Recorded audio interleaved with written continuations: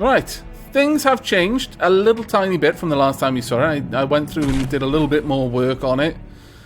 Just shaping it up a little bit here and there. Let's get it down to its correct level. As you can see, we have got our nice little refinery there, working hard, creating smog, filling the ocean with pollution, that sort of thing.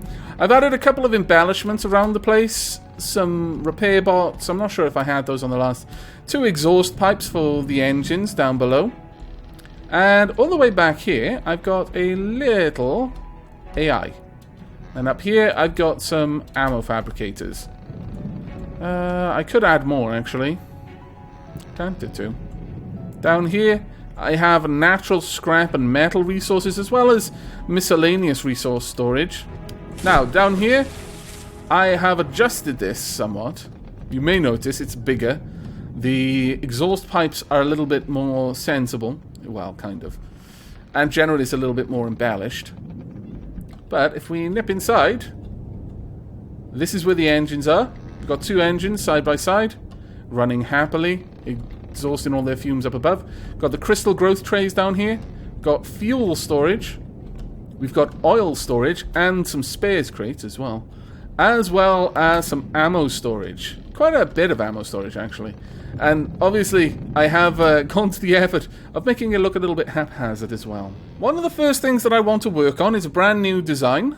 And we'll start it around here, I think. Let's go to new vehicle, new object rather, vehicle. We'll just pop it down here. And we'll have this. There we are. Now, for the sake of making things easier on myself, I'm going to grab it. No, come on, come on. No.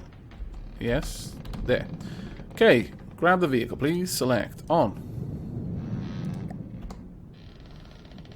Where am I? I am down here, apparently. Very well. That is good enough. Right, this needs to be just a little satellite. Now, the satellite has 2 main goals. Firstly, I want it to be a satellite, so radar, just to give me some elevated line of sight over the map. The second thing, though, is I want it to have a laser designator, and this is what's going to give the Pontus its targets, and perhaps any other missile-equipped vessels nearby that have missiles set to receive targets from a laser designator like this. Again, it's going to be a very early game construct, so we're going to need a reasonable amount of wood involved in this construction. But, and this is the big but, I don't want it to be just a balloon craft. I want it to have motion. I want it to be able to move around on its own.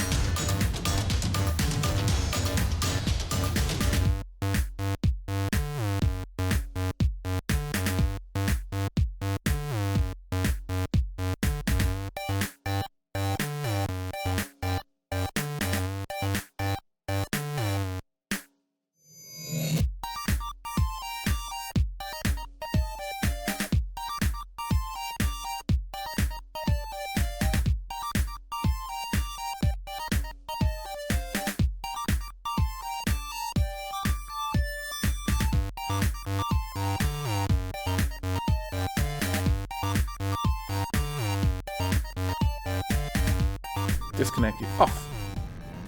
I'm away! Whee!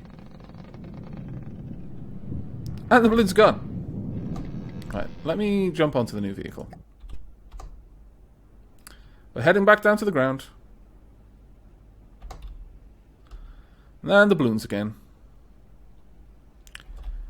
You need an extra balloon at the front. Oh, it's just going to keep dropping us. Kind of funny. We're drifting a little bit every time it happens. Okay. Well, we also need some ACBs then for controlling when the engines kick in or not. Right. Now, I guess the next thing would be to add the AI. But where? Where would be the best place to add an AI? I think possibly the best place would be here. Oh, I got rid of my chair. That was a bit dumb. A little tiny bit dumb. I agree. Let me put a chair back here. I don't really need it for the time being, just so that I've got somewhere to anchor to. Right. Some wood blocks at the front. I need an AI and an aerial component for the AI. Right, left and right. Dunk. We'll just hope. So an aerial AI. Oh, immediately it cares what it's doing and it's spinning out. Oh, dear me. And probably this card will help the AI playing with aerial AI equipped with balloons take off out of the... Oh, actually, that is a lot better. Okay, we'll add that on. Altitude to start process 10, altitude to end process 25. We'll leave it set up like that. Right, well this one then can be set to when altitude is greater than 10, activate the... Let's see. Have we got anything like this? Propulsion components. Set drive fraction to 1. Oh, really? I've been sunk into the water. Okay, the balloons are taking us out. But I'm not seeing these kicking up. Drive fraction, motor drive. What have I not done with the spin blocks to get them to actually start up? Alright, so spin blocks, rotate, set spin if in continuous mode. Insta spin the spin blocks, insta spin reverse, no. Go for the full thing.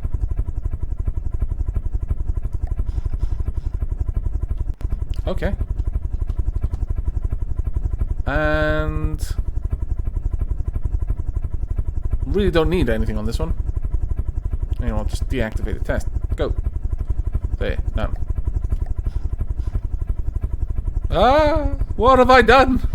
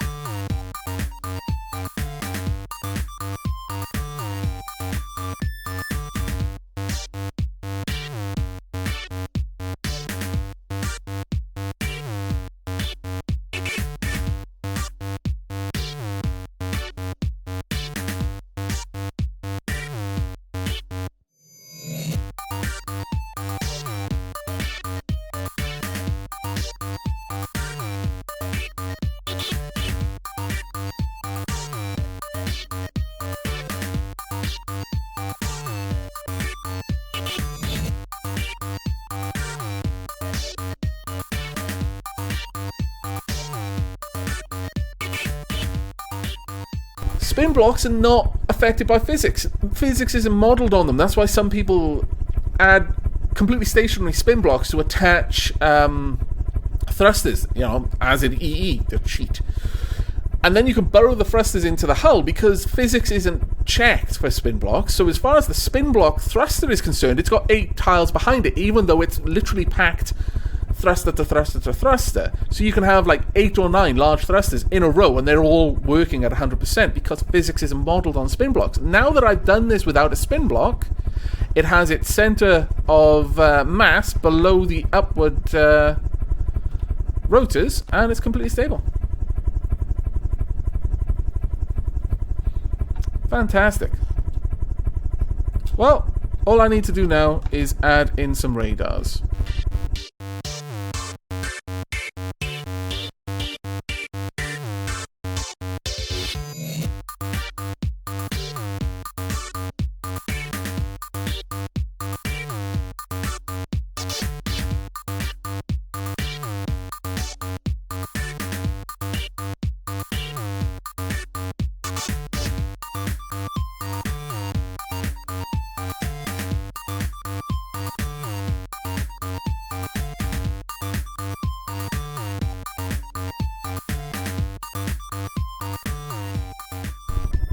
Dunk.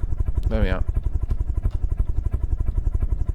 Right, so the Eye of Pontus is now kind of just hovering around, doing its little thing. Let's disconnect our camera from there. And zoom back a little bit. Oh, get in a little bit closer. I actually quite like that. I quite like it. Right, okay. Seriously.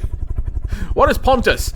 Pontus is this. It's the kind of starter fortress that we've got. It's currently the Shrine of Pontus. Eventually it'll turn into the Church of Pontus, or the Chapel of Pontus, the Temple of Pontus, so on and so forth, as it gets bigger and more impressive. It's a little place at the moment. But I'm going to be building a little dock for the Eye of Pontus, probably off the side of the refinery here, where this will be tethered using a sub-vehicle spawner. The idea is that I'll just build one manually in the campaign, then I will connect to the sub-vehicle spawner, give it a dedicated docking clamp that will pull it back for repairs when it needs to be fixed. So that will be the idea with that one.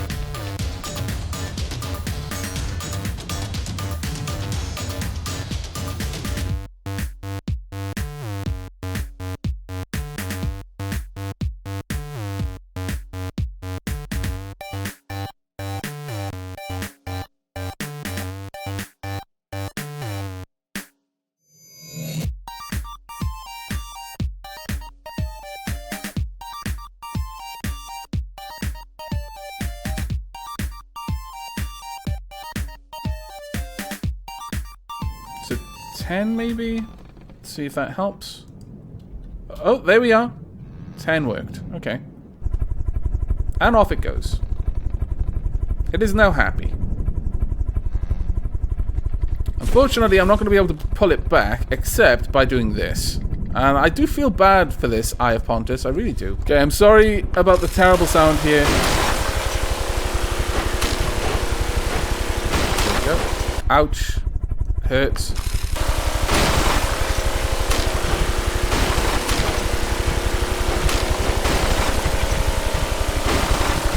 Take off one of the rotors.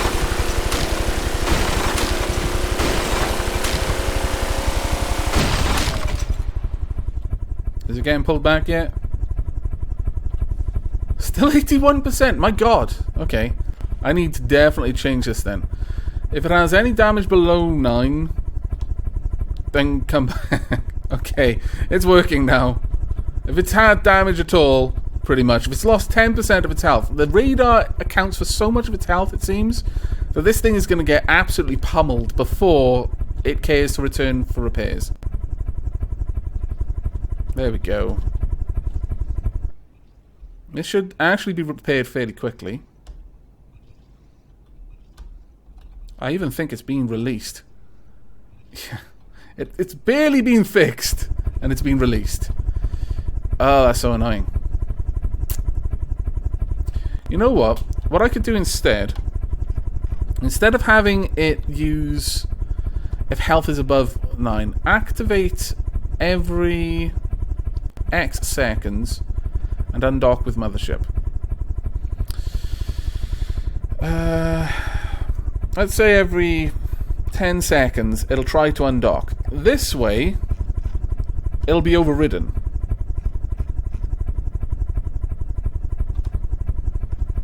Hopefully. But it still took a lot of damage before it got pulled back. So maybe I should give it at least one little repair bot as well. Well, actually, no, there's no point, because it'll have no spares. Unless I give it spares. I suppose I could. Yeah, sure. I'll give it a spares crate as well. So, raw resources, spares crates. There we go. Bump. Right, it'll pull itself back. Hurrah. It'll be able to do a little bit of repairs by itself, but eventually that space crate will be exhausted. Hopefully it'll restock when it has to go back to the Shrine of Pontus that way. Okay. Save this up. There we go. And I think that's all we're going to do with the Eye of Pontus. We're just going to leave that to it now. We've made a tether for it. Oh, actually, there's one more thing we do need to add. And that will fit conveniently over here, actually. Dunk. Or at least it would be convenient if it weren't for that. There we go. We want a miscellaneous sub-vehicle spawner.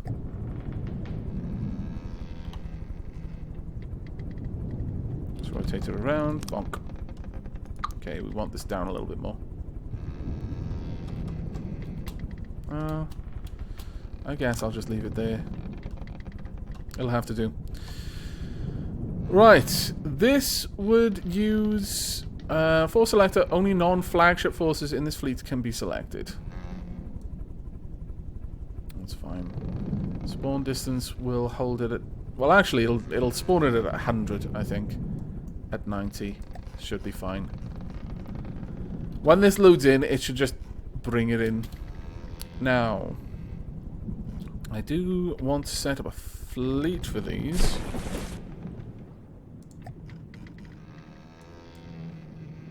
Let's merge these forces. There we are. They are now in a fleet. Activate resource view. Oh, that's pretty cool. Oh my lord. That's actually a little bit overwhelming. Let's turn that off, shall we? I would like to turn it off. Deactivate resource view. Thank you. Right. That should be all we need. Now, I should be able to tell the Eye of Pontus to be saved with the Shrine of Pontus. Okay, so first stage of the stream is now complete. It took me a little bit over 2 hours to get it all done. We've expanded the Shrine of Pontus a little bit. It's not too much in terms of the actual resources involved, but it's more of an expansion than I was really hoping for. Still, I kind of think it looks nice. I think it could have looked a lot worse. Nope, nope, I can't. I need to stop thinking of other ways I can change it. Okay, right. Well, the next ship that we're going to be working on then is a stripped down version of the Thunderchild.